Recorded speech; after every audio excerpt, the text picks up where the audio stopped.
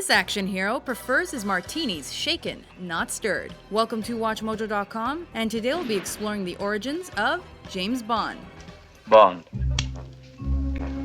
James Bond. This British Secret Service agent was created by author Ian Fleming and started his adventures in a series of 12 novels and 9 short stories. The character was then adapted into an iconic and long-running film series.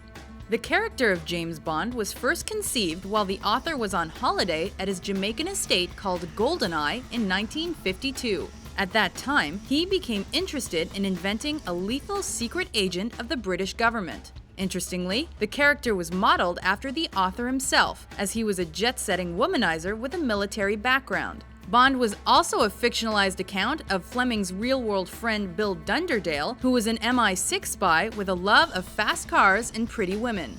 Because of Fleming's love of bird-watching and desire for a simple name for his character, he labeled the protagonist after an American ornithologist called James Bond. Oh, I'm just here for the birds. Ornithologist.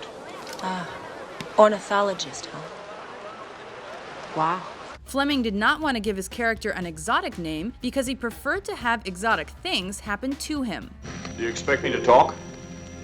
No, Mr. Bond, I expect you to die. The character would be a valuable tool to be brandished by the government against their foreign adversaries. Bond was even given the coat of arms, "The world is not enough." I could have given you the world. The world is not enough. Foolish sentiment. Family motto. And the designation of 007, and that prefix granted him a license to kill. If you carry a 00 number, it means you're licensed to kill, not get killed. Some suspect that this prefix was meant to symbolize a pair of spectacles, because the Bond character was acting as the eyes of the Queen. 007 was also the number of the train that Fleming regularly took to London during his career.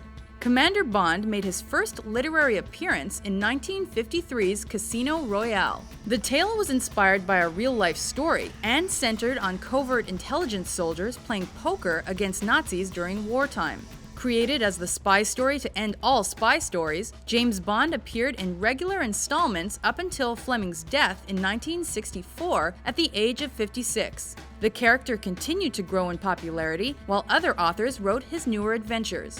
Bond was eventually portrayed on the big screen by actor Sean Connery in 1962's Dr. No.